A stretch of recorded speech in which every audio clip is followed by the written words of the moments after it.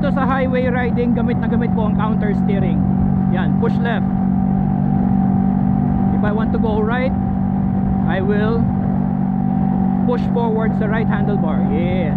I want to go left, I will push forward on the left handlebar. Yeah. Ang bilis ng initiation ng ng leaning, kasi yung counter steering nai-initiate niya yung leaning process at mas maganda yung response.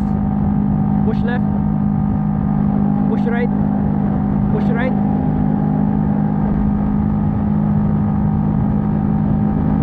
Mas maganda yung response,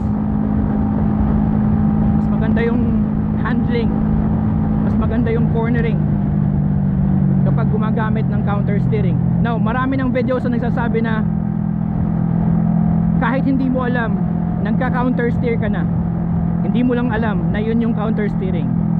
So bakit pa natin kailangang aralin? Well, para magamit natin, di ba, deliberately in situations na kinakailangan natin ng mas magandang response from our bike.